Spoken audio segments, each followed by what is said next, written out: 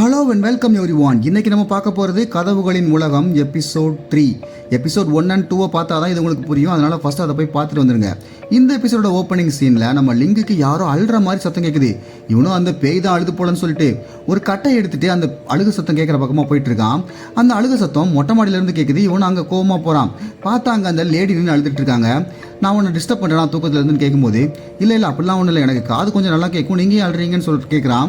அதுக்கு அந்த லேடி என்னால் அந்த பொண்ணை காப்பாற்ற முடியலன்னு சொல்லும்போது, இது அந்த கிணத்துல விழுந்த பொண்ணா, அதுக்காகலாம் நீங்கள் அழுத மாதிரி தெரியலன்னு சொல்லும்போது, இல்லை அதுக்காக மட்டும் இல்லை, எனக்கு ஒரு பொண்ணு இருந்தா அவளையும் என்னால் காப்பாற்ற முடியல, இப்போ அவள் மட்டும் உயிரோட இருந்தா அவளுக்கு உன் வயசு இருக்குன்னு சொல்லி ரொம்ப ஃபீலிங்காக பேசுகிறாங்க. அப்போ லிங்க் அந்த லேடி கிட்ட உங்கள் பொண்ணு எப்படி செத்து போனா, இந்த ஓனாயெல்லாம் வந்து ஊர் அட்டாக் பண்ணிச்சு அப்போவா அப்படின்னு கேட்கும்போது அவங்களும் ஆமான்னு சொல்கிறாங்க.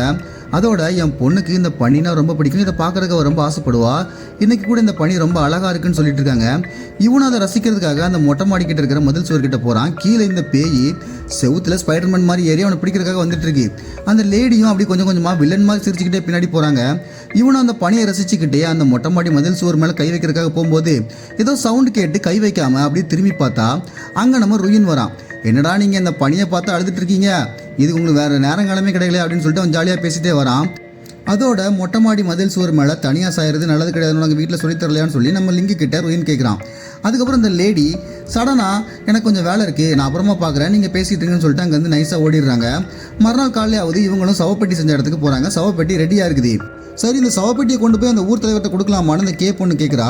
அதுக்கு நம்ம லிங்கு வேண்டாம், அதெல்லாம் தேவையில்லாத வேலை, நேற்றே நான் அந்த சவப்பெட்டி செய்கிறவர்கிட்ட கேட்டேன், அவர் சாவி இதில் தான் இருக்குன்னு சொல்லிட்டாரு, அப்புறம் எதுக்கு அதை கொண்டு போய் அவர்கிட்ட கொடுத்துக்கிட்டு பேசாமல் இதை திறந்து இதுக்குள்ள இருக்கிற சாவி எடுத்துகிட்டு நம்ம வேலையை பார்த்துட்டு போயிட்டே இருப்போம்னு சொல்லி எல்லாருமே சேர்ந்து அந்த கதவை திறக்கிறாங்க. உள்ளேருந்து ஒரு லைட்டோட அந்த சாவியும் வெளியே வருது. இந்த பொண்ணு உடனே அந்த சாவி எடுக்கலான்னு போகிறா. ஆனால் அவளுக்கு முன்னாடி நம்ம ருயின் அந்த சாவியை எடுக்கிறது மட்டும் இல்லாமல் அதை நம்ம லிங்கோட கையில் கொடுத்து இதை நீனே வச்சுக்கோன்னு சொல்லிடுறான். அப்போ நம்ம முரட்டாளு லிங்கை பார்த்து நீ ரொம்ப அதிர்ஷ்டசாலி, நியாயப்படி இந்த சாவியை வச்சு யார் ஃபஸ்ட்டு கதை ஓப்பன் பண்ணி வெளியே போகிறாங்களோ அவங்களுக்கு அடுத்த டோருக்கான ஒரு க்ளூ கிடைக்கும், அந்த க்ளூ வச்சு அடுத்த டோரை ஈஸியாக கடந்துட முடியும்னு சொல்கிறாரு. அப்போ நம்ம ருயினே இன்னொரு ஹாப்பியான விஷயத்தையும் நான் சொல்கிறேன், நான் வெளியே போகிற கதவு எங்கே இருக்குன்னு கண்டுபிடிச்சேன்னு சொல்கிறான். உடனே அந்த பொண்ணு எங்கே இருக்குது அப்படின்னு சொல்லி கேட்கும்போது அது அந்த கிணத்துக்குள்ளே தான் இருக்குன்னு சொல்கிறான். அதுக்கு அந்த பொண்ணு அந்த கிணத்துக்குள்ளையா, அதுக்குள்ளே தானே அந்த பேயும் இருக்குன்னு சொல்லி சொல்கிறா. அதுக்கு நம்ம ருயினே ஆமாம், எல்லா கேம்லேயுமே அப்படி தான், எங்கே கஷ்டமான பேய் இருக்குதோ அங்கே தான் வெளியே போகிறதுக்கான வழியும் இருக்குன்னு சொல்கிறான். சரி, இப்போ நம்ம அந்த பேயை எப்படி சமாளிக்கிறது, எப்படி கதவை திறந்து வெளியே போகிறதுன்னு நம்ம முரட்டால் கேட்கும்போது அது ரொம்ப ஈஸி தான். ஏதாவது ஒரு செத்து போன மிருகத்தையோ எதையோ கொடுத்து அதை சாப்பிட சொல்லிட்டு அது சாப்பிட்டுட்டு இருக்கிற அந்த நேரத்தில் நம்ம கதவை திறந்து வெளியே போயிடலான்னு சொல்கிறான் நம்ம ருயினே.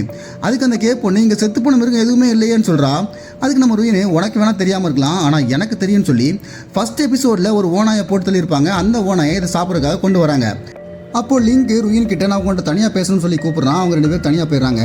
இதே டைமில் இந்த பொண்ணு முரட்டால் கிட்ட இன்னும் கொஞ்ச நேரத்தில் கதவை திறந்துடும், கதவை திறந்த உடனே அவனுக்கு க்ளூ கிடச்சிரும், அவனுக்கு மட்டும் க்ளூ கிடச்சிதுன்னா பாஸ் நம்மளை ரொம்ப திட்டுவாருன்னு சொல்லி ஏதோ பாஸை பற்றி பேசிகிட்டு இருக்கா.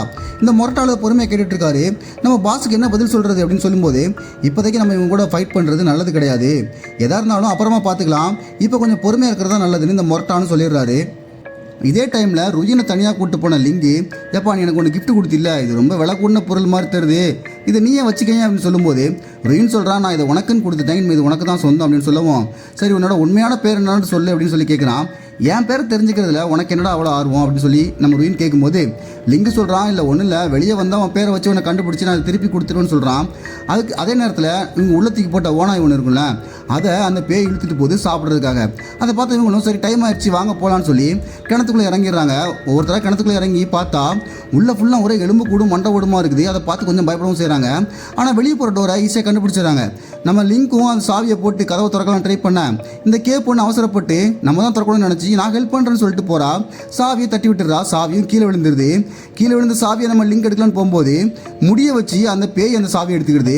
இவங்களும் அந்த பேயை துரத்திட்டு போகிறாங்க. அப்போ ஏதோ செவரு இடிஞ்சு விழுந்து இவங்க உள்ளே வந்த பாதையை சுத்தமாக அடைச்சிருது. இப்போ உள்ளே வெளியே போகிறதுக்கு வேறு பாதை இல்லை. அதே டைமில் அந்த பொண்ணு நீ சாவியை சின்ன பையன் மாதிரி வச்சு விளாண்டதுனால தான் தொலைஞ்சு போச்சு, பேய் அதை கொண்டு போயிருச்சுன்னு சொல்கிறா. நம்ம லிங்கும் ஆமாம் அது என்னோட தப்பு தான் ஒத்துக்கிறான். சரி, இப்போ சாவி நம்மகிட்ட இல்லை, அதனால கதவை திறந்து கேம் விட்டு வெளியே போக முடியாது, அட்லீஸ்ட் இந்த குகையை விட்டு வெளியே போகிறதுக்கு வேறு ஏதாவது வழி இருக்கான்னு தேடுவோன்ட்டு உள்ளே தேட ஆரம்பிக்கிறாங்க. அப்படி தேடும் போது அவங்க ஒரு இடத்தையும் கண்டுபிடிக்கிறாங்க. அந்த இடத்துல நிறைய பெட்டு சாப்பாடெல்லாம் இருக்குது. அந்த ஓனாயெல்லாம் அட்டாக் பண்ணும்போது இந்த வில்லேஜ் மக்கள்லாம் இங்கே தான் வந்து தங்கியிருப்பாங்க போல. அங்கே நம்ம ருயினு ஒரு பெட்ஷீட்டை பார்க்குறான். அந்த பெட்ஷீட் எங்கேயோ பார்த்த மாதிரி இருக்குன்னு அவனுக்கு தோணுது. நம்ம லிங்கும் அதே தான் சொல்கிறான். அதே டைமில் நம்ம மொட்டால் இருக்கார்ல, அவர் செவுத்தில் அந்த சின்ன குழந்தைங்க வரைகிற டிராயிங் மாதிரி ஒன்று கண்டுபிடிக்கிறாரு. அதை எல்லாருமே பார்க்குறாங்க. இந்த டிராயிங்கை யார் வரைஞ்சிருப்பா அப்படின்னு சொல்லி கேட்குறாங்க. அப்போ நம்ம லிங்கு சொல்கிறான், இந்த டிராயிங்கை வரைஞ்சவங்க கண்டிப்பாக ரொம்ப தனிமையை ஃபீல் பண்ணியிருப்பாங்க, அதனால தான் இப்படி வரைஞ்சிருக்காங்கன்னு சொல்கிறான். அதே டைமில் அங்கே ஒரு டார்ச் லைட்டு கிடக்குது, அதையும் இவன் நோட் பண்ணுறான். இவங்களும் ஒரு வழியாக வெளியே வர வழியை கண்டுபிடிச்சி நம்ம கோயில் பக்கத்தில் ஒரு கிணறு இருக்கும்ல, அது வழியாக வெளியே வராங்க. அப்போ நம்ம முரட்டாளு, இங்கே என்ன விதிமுறை இருக்குன்னே எனக்கு விளங்க மாட்டேங்குது, எதுக்கு அந்த பேய் நம்மளை கொள்ளுதுன்னு தெரிய மாட்டேங்குது. எல்லா கதவுலையும் ஏதாவது ஒரு ரூல்ஸ் இருக்கும், இல்லை நிறைய ரூல்ஸ் இருந்தால் கூட அது எல்லாத்துக்கும் சேர்ந்த மாதிரி ஒரு ஒத்துமை இருக்கும். ஆனால் இங்கே எதுவுமே புரியலன்னு சொல்லிட்டு இருக்கும்போது நம்ம லிங்கு சொல்கிறான், சாரி காய்ஸ், என்ன மன்னிச்சிருங்க, நான் சாவியை அந்த பேய்கிட்ட கொடுத்ததுனால தான் இதெல்லாம் நடக்குது, இல்லை நம்ம இப்போ வெளியே போயிருக்கலாம். சரி போனது போச்சு, இப்போ நம்ம 4 பேர் தான் இருக்கோம், இதுக்கு மேலேயும் யாரையும் நான் இழக்க விரும்பலை, அதனால் எனக்கு தெரிஞ்ச நான் கண்டுபிடிச்ச சில ரூல்ஸ் மட்டும் நான் உங்களோட ஷேர் பண்ணிக்கிறேன் அப்படின்னு சொல்லி அவன் ஷேர் பண்ண ஆரம்பிக்கிறான். கதவை திறந்து நம்ம உள்ளே வந்ததுக்கப்புறம் மொத்தமாக 4 தடவை தான் அந்த பேய் நம்மளை அட்டாக் பண்ணியிருக்கு.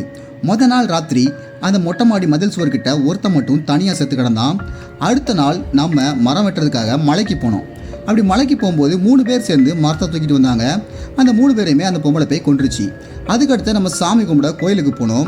கோயிலுக்கு போய் தனித்தனியாக போய் சாமி கும்பிட்ட 2 பேர்த்தையும் அந்த பொம்பளை போய் கொன்றுச்சு. அதுக்கப்புறம் அந்த கூடி பொண்ணு அவள் தனியாக கிணத்துக்கிட்ட இருக்கும்போது பேய் எதுவுமே செய்யலை. ஆனால் எப்போ சோடா புட்டி கிட்ட போனானோ அப்போ அந்த பேய் அவங்க 2 பேர்த்தையுமே கொன்றுச்சு. அப்போனா 1 3 1 2ங்கிற வரிசையில் இருக்குது அப்படின்னு சொல்லும்போது இந்த நம்பருக்குலாம் எதுவும் சம்மந்தம் இருக்கான்னு சொல்லி கேட்குறா. அப்போ நம்ம லிங்கு சொல்கிறான், நம்பர்ஸ்க்கு மட்டும் இல்லை, இங்கே இருக்கிற இடத்துக்கும் சம்மந்தம் இருக்குது. ஒருத்த மட்டும் மொட்டை மாடி மதில் சுவர் மேலே தனியாக கை வைக்கக்கூடாது, தனியாக கோயிலுக்குள்ளேயும் போகக்கூடாது. அதே போல் 2 பேர் சேர்ந்து கிணத்தை எட்டி பார்க்கக்கூடாது, 3 பேர் சேர்ந்து மரத்தை தூக்கவே கூடாது. இதெல்லாம் இங்கே இருக்கிற ரூல்ஸ்னு சொல்லும்போது இதை கேட்ட ருயினே, பரவாயில்லையே, நான் உன்னை பற்றி நினச்சது சரிதான், நீ ரொம்ப புத்திசாலின்னு சொல்கிறான். அதை நம்ம மொரட்டால் கேட்டுட்டு, ஏன்டா அப்போ இவனுக்கு முன்னாடி உனக்கு இதெல்லாம் தெரியுமா, அப்போ நீ என்கிட்ட சொல்லவே இல்லை, உன்னோட எத்தனை பேர் செத்து போயிட்டாங்கன்னு சொல்லி கோவப்படுறாரு.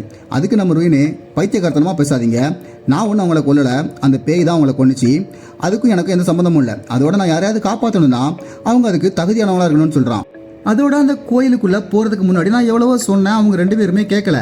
நான் சொல்கிறத கேட்குறதும் கேட்காததும் அவங்க இஷ்டம், அதுக்கு நான் எதுவும் பண்ண முடியாது. இப்போ நீங்கள் என்னை க்ளூவை ஷேர் பண்ண சொல்கிறீங்க, ஆனால் 2 நாளைக்கு முன்னக்கூட்டியே நான் இதை சொல்லியிருந்தேன்னா நீங்கள் நம்பியிருப்பீங்களா? கண்டிப்பாக நம்பியிருக்க மாட்டீங்க. அதோட இப்போ இவ்வளோ கோவப்படுற நீங்கள் உங்கள் கண்ணு முன்னாடியே அந்த சோடா புட்டியும் கூடியும் செத்தாங்களே, அப்போ மட்டும் ஏன் கோவப்படல? இதில் நீங்கள் என்ன குறை சொல்கிறீங்க? என்ன குறை சொல்கிறதுக்கெலாம் உங்களுக்கு எந்த தகுதியும் கிடையாதுன்னு திருப்பி பேசி விட்டுறான். அப்போ நம்ம முரட்டாளு, சரி நடந்து போச்சு, இன்னும் ஆக வேண்டியதை பார்ப்போம், இப்போ விதிமுறையெல்லாம் நமக்கு தெரியும், அதை மீறி அந்த பேயை வெளியே வர வைப்போம், அது வரையும் அதை போட்டு தள்ளிடணும்னு சொல்லுவோம். பொண்ணு வேண்டான்னு சொல்கிறா, அது ஆபத்துன்னு சொல்கிறா. அப்போ ருயினே, அப்படின்னா அந்த பேய் கூட பேச்சுவார்த்தை நடத்தணும்னு சொல்கிறியா, அது இதை விட ஆபத்துன்னு சொல்லுவோம். நம்ம லிங்கு சொல்கிறான், அந்த பேய்க்கு நெருப்புனா பயம், ஏன்னா நெருப்பை வச்சு நான் ஏற்கனவே ஒரு தடவை ருயினை காப்பாற்றிருக்கேன் அந்த பேய்கிட்ட இருந்துன்னு சொல்லுவோம். இவரும் தனியாக நைட்டு கோயிலுக்குள்ளே போகிறாரு. தனியாக போனால் அந்த பேய் வரும், ஏன்னா விதிமுறையை மீறாரு. வெளியே இவங்களாம் தீப்பந்தத்தோட அந்த பேயை கொள்றதுக்காக காத்திருக்காங்க. இவரும் வெளியே ஓடி வர அந்த பேயும் கோயிலை விட்டு வெளியே ஓடி வருது. இவங்க தீப்பந்தத்தை வச்சு அந்த பேயை காணர் பண்ணுறாங்க. அது கொஞ்சம் பயப்படுற மாதிரி தான் தெரியுது. இவங்க 4 பேர் சேர்ந்து அந்த பேயை ஒரு ஓரமாக முடக்க பார்க்குறாங்க. ஆனால் திடீர்னு அந்த பேய் ரொம்ப ஆக்ரோஷமாக மாறி முடியை போட்டு காலை வச்சு நம்ம கேயும் முரட்டான இழுத்து போட்டுருது. நம்ம ருயின் அப்புறம் லிங்கிட்ட இருக்கிற தீப்பந்தத்தை பிடிங்கிட்டு அவங்க ஓட ட்ரை பண்ணும்போது அவங்களையும் கழுத்தை பிடிச்சி இறுக்கி செவுத்தோடு சேர்த்து வச்சு எல்லாரையும் கொல்ல ட்ரை பண்ணுது. அப்போ நம்ம லிங்கு, நான் உன்னோட பெயிண்டிங்கை பார்த்தேன், நீ கண்டிப்பாக தனிமையில் இருப்பேன்னு எனக்கு தெரியும், நானும் ரொம்ப தனிமையில் தான் இருக்கேன்னு ஏதோ பேசுகிறான். அதை கேட்டோன்னு அந்த பேய் அங்கேருந்து ஓடி போயிடுது. அதுக்கப்புறமா எல்லாரும் வீட்டுக்கு வந்துடுறாங்க. அப்போ நம்ம லிங்கு ருயின் கிட்ட உன்னோட காயத்தை காமின்னு சொல்ல, இவனும் காட்டினா காயமே இல்லை, ஃபுல்லாக ஆறி போச்சு, இனிமேல் ருயினால் லிங்கை அடிபட்டுருக்குன்னு சொல்லி ஏமாற்ற முடியாது. அதுக்கப்புறம் நம்ம லிங்கு ருயின் கிட்ட, கேம்குள்ளே வந்ததுக்கப்புறம் என்ன நீ பல தடவை காப்பாற்றிருக்க, ஆனால் எனக்கு நீ என்ன மட்டுமே காப்பாற்றுற மாதிரி தோணுது, அதுக்கு ஏதாவது காரணம் இருக்கா? நீ மற்றவங்கள கண்ணுக்கு கூட மாட்டுற, ஆனால் என்ன மட்டும் காப்பாற்றுறாது ஏன் அப்படின்னு சொல்லி கேட்க, சரி நான் சொல்கிறேன், ஏன்னா நீ திறமசாலி, அதோட உங்ககிட்ட கொஞ்சம் இறக்கமும் இருக்குது, ஒன்னே மாதிரி ஒருத்தன் தான் என்னோட ஒப்சிடியன் குரூப்புக்கு தேவைப்படுறான்னு சொல்லவும், ஒப்சிடியன்னா என்னன்னு சொல்லி லிங்கி கேட்க, அது ஒரு ஆர்கனைசேஷன், இந்த கதவுக்குள்ளே தெரியாமல் மாட்டிக்கிட்டு முடிப்பாங்கள்ல, அவங்களுக்கு ஹெல்ப் பண்ணுறதுக்காக நான் உருவாக்குனது, உள்ளே வந்ததுக்கப்புறம் உனக்கே புரியும், என்னால் இதற்கு மேலே வார்த்தையால் இதை சொல்ல முடியாதுன்னு சொல்லிடுறான். அப்புறம் நம்ம லிங்கி ருயினோ கிட்ட, அப்படின்னா அந்த குரூப்பில் நான் செய்கிறதுக்காக தான் எனக்கு இந்த மோதிரங்கத்திலலாம் கொடுத்து என்னை ஏமாற்ற பார்த்துருக்கேன்னு சொல்லி கேட்குறான். இல்லை அப்படிலாம் இல்லை, நீயா இருக்கிறதுனால நான் அதை கொடுத்தேன், அந்த பேய்கிட்ட ஏதோ தனிமையில் இருக்குன்னு சொன்னி அதை பற்றி சொல்லுன்னு சொல்லவும் எனக்கு அதை பற்றி பேச விருப்பம் இல்லைன்னு சொல்லிடுறான் லிங்கி. மறுநாள் காலையில் எல்லாரும் உட்காந்துருக்காங்க. அப்போ பொண்ணு எனக்கு இந்த லேடி மேலே தான் ரொம்ப சந்தேகமாக இருக்குது. ஏன்னா நம்ம வந்த அன்னைக்கு முதல் நாள் ஒருத்தர் தனிமையில் செத்து கிடந்தாலும் மொட்டை மாடியில் அன்னைக்கு ராத்திரி எனக்கு யாரும் அழுற மாதிரி சத்தம் கேட்டுச்சு. நானும் மேலே போனேன். மொட்டை மாடியில் அந்த செத்து போன ஆள் அந்த லேடி கிட்ட ஏதோ தப்பாக நடக்க ட்ரை பண்ணிட்டு இருந்தான். அந்த லேடி அவனை தள்ளி விட்டுட்டு அங்கேருந்து அழுதுகிட்டே இறங்கி போனாங்க. நான் போய் ஒளிஞ்சிக்கிட்டேன். அந்த லேடி போனதுக்கப்புறம் நான் மேலே போய் பார்த்தா அவன் அந்த பேய் அடித்து சாப்பிட்டுட்டு இருந்துச்சு. இதை கேட்ட லிங்கு, அப்படின்னா அந்த லேடி போனதுக்கப்புறம் அந்த மொட்டை மாடி மேலே தனியாக நின்றுருப்பான். தெரியாதனமாக அந்த மதில் சுவர் மேலே கை வச்சு விதிமுறையை மீறிட்டான் போல. அதான் அவன் அந்த பேய் கொண்டு இருக்கு. ஆனால் இது அந்த லேடி வேணும்னே பண்ணியிருப்பாங்களான்னு சொல்லி யோசிக்கவும் இன்னொரு விஷயம் இருக்குது. அன்றைக்கி நம்ம மலைக்கு மரம் வெட்ட போகும்போது இந்த லேடி தான் ஒரு 3 பேர்கிட்ட 3 பேரை சேர்ந்து மரத்தை தூக்கிட்டு வாங்கன்னு சொல்லிச்சு. அதோட மறுநாள் கூட நம்மளை கூட 2 குரூப்பாக 3 பேராக பிரிய சொல்லிச்சு. அப்புறம் அந்த சோடாப்பட்டி கூடி பண்ண துரத்தினால இந்த லேடி தான் அந்த பொண்ணை கிணத்துக்கிட்ட ஒளி சொல்லிச்சு. அன்றைக்கி நம்ம கோயிலுக்கு போகும்போது கூட நம்ம ரூல்ஸை ஃபாலோ பண்ணணும், தனித்தனியாக தான் போகணும்னு சொன்னதும் இதே லேடி தான் சொல்லி எல்லாத்தையும் கனெக்ட் பண்ணுறாங்க. அப்படின்னா அந்த லேடி வேணுனே இதெல்லாம் பண்ணுறாங்களான்னு சொல்லி லிங்கு கேட்கவும் ருயின் சொல்கிறான், அந்த லேடி அந்த பேயை ரொம்ப பத்திரமா பார்த்துக்கிற மாதிரி எனக்கு தோணுது. ஏன்னா குகைக்குள்ளே நான் ஒரு போர்வையை பார்த்தேன்ல, இதே போர்வையை அந்த லேடியோட கையிலே நான் பார்த்துருக்கேன். அப்போ நம்ம முரட்டாளு அப்படின்னா அந்த லேடிக்கும் அந்த பேய்க்கும் எதுவும் சம்மந்தம் இருக்கான்னு சொல்லி கேட்கவும், ஒருவேளை அந்த லேடியோட பொண்ணு தான் இந்த பேய் அப்படிங்கிற மாதிரி இருந்துச்சுன்னா கண்டிப்பாக நம்ம எல்லா கேள்விக்கும் பதில் கிடைக்கணும்னு லிங்க் சொல்லவும், அதுக்கு நம்ம ஆதாரம் இல்லாமல் என்ன பண்ணுறதுன்னு சொல்லி நம்ம பொண்ணு கேட்கவும், நான் பார்த்துருக்கேன்னு சொல்லி நம்ம ருயினே அவன் அந்த லேடியோட ரூமுக்கு கூப்பிட்டு போகிறான். ஏன்னா முதல் நாள் டான்ஸ் ஆடும்போது இவங்க 2 பேரும் பார்த்துருப்பாங்க. உள்ளே போய் பார்த்தா அங்கே ஒரு ஃபோட்டோ இருக்குது. அந்த ஃபோட்டோவை அன்னைக்கே நம்ம ருயின் நோட் பண்ணியிருக்கான். அந்த ஃபோட்டோவில் இருக்கிறது தான் அப்படியே இந்த கிணத்துக்குள்ளே இருக்கிற செவுத்துலையும் அந்த பேய் வரைஞ்சி வச்சிருக்குது. அந்த ஃபோட்டோவில் யாரெல்லாம் இருக்கான்னா நம்ம லேடி, ஊர் தலைவர், அப்புறம் இந்த பேய். அந்த லேடிக்கும் ஊர் தலைவருக்கும் பிறந்த பொண்ணு தான் இப்போ பேயாக சுற்றிட்டு இருக்கான்னா இந்த பிரச்சனைக்கு நம்ம பேசி ஒரு முடிவு எடுத்துடலான்னு சொல்லி நம்ம லிங்க் சொல்கிறான். ஏன்னா அந்த ஓனாய் தாக்குதலுக்கும் இந்த பொண்ணோட சாவுக்கும் ஏதோ சம்மந்தம் இருக்குது, அது அவங்க இந்த லேடியே என்கிட்ட சொல்லியிருக்காங்கன்னு சொல்லவும் நம்ம மொரட்டால் சொல்கிறாரு, இப்போ தான் எல்லாம் தெரிஞ்சு போச்சுல, நேராக அந்த ஊர் தலைவர்கிட்ட போய் கேட்போம், இல்லை அந்த லேடிகிட்ட போய் கேட்போம்னு சொல்லிட்டு லேடியை பார்க்க போனால் அங்கே லேடி இல்லை, அந்த ரூமே காலியாக இருக்குது. உடனே 2வது எபிசோடில் ஒரு தாத்தா இவங்களுக்கு ஹெல்ப் பண்ணியிருப்பாரு. அந்த தாத்தாட்டையும் மறுபடியும் போய் கேட்குறாங்க. அப்போ அந்த தாத்தா சொல்ல ஆரம்பிக்கிறாரு, அதாவது முதல்ல ரொம்ப நாளைக்கு முன்னாடி இது நடந்ததுப்பா. எப்போவுமே நைட்டு மட்டும் ஓனாய் வந்து தாக்கும், ஏதாவது 1-2 தான் வரும். ஆனால் திடீர்னு ஒரு நாள் நைட்டு ஏகப்பட்ட ஓனாய் மொத்தமாக சேர்ந்து எங்கள் வில்லேஜை அட்டாக் பண்ண ஆரம்பிச்சிருச்சு. எங்களுக்கு என்ன பண்ணுறதுனே தெரில. அன்றைக்கி எங்கள் ஊர் தலைவர் ஒரு கஷ்டமான முடிவு எடுத்தார். அதாவது அவர் பொண்ணை காப்பாற்றுறதா இல்லை சம்மந்தமே இல்லாத இந்த ஊர் மக்களை காப்பாற்றுறதான்ட்டு அப்படின்னு சொல்லி இவர் ஒரு ஃப்ளாஷ்பேக்கை சொல்கிறாரு. அந்த ஃப்ளாஷ்பேக்கில் நைட் அன்னைக்கு நம்ம ஊர் தலைவர், அப்புறம் அந்த லேடி, அப்புறம் அந்த பொண்ணு 3 பேர் சாப்பிட்டுட்டு இருக்கும்போது திடீர்னு மணி அடித்து சத்தம் போடுறாங்க, ஓனாய் வருது, அட்டாக் பண்ணுது, ஓடுங்க ஓடுங்கன்னு. உடனே இவங்களும் சீக்கிரம் வாங்க அந்த கிணத்துக்குள்ளே ஒளிஞ்சிடலான்னு சொல்லி ஊர் தலைவர் அவரோட ஃபேமிலியை கூப்பிட்டுட்டு கிணத்தை நோக்கி ஓட ஆரம்பிக்கிறாரு. அப்படி போகும்போது அந்த பொண்ணு இருக்கால, அவள் கிணத்துக்கிட்ட வரைக்கும் வந்துடுறா. ஆனால் எதையும் கீழே போட்டுடுறா. அதை நான் திருப்பி எடுத்துகிட்டு வரேன்னு சொல்லிட்டு அவள் அதை திரும்ப எடுக்க போகிறா. ஆனால் எல்லோரும் கிணத்துக்குள்ளே போயிட்டுருக்காங்க. இவ்வளோ அவள் கீழே போட்ட அந்த டார்ச் லைட் மாதிரி ஒன்று இருக்குது. அதை எடுக்கும்போது பின்னாடி வந்து ஒரு ஓனாய் வந்து இவளை மொத்தமாக தூக்கி கடிக்க ஆரம்பிச்சிருது. இவளும் காப்பாற்றுங்கன்னு கத்துறா. அது அந்த லேடியை பார்க்குறாங்க, வெளியே போக முயற்சி பண்ணுறாங்க. ஆனால் அந்த சவப்பெட்டி சேவர் விட மாட்டார், அவங்கள பிடிச்சிக்கிறாரு. அதே டைமில் அப்பா காப்பாற்றுங்கன்னு இந்த பொண்ணு கத்த நம்ம ஊர் தலைவரும் ஓடி வராரு. ஆனால் அவரையும் கூட்டிட்டு அந்த ஊர் மக்கள் எல்லாரும் கிணத்துக்குள்ளே போயிட்டு கிணற மூடிடுறாங்க. அந்த பொண்ணு அங்கேயே செத்து போயிடுறா.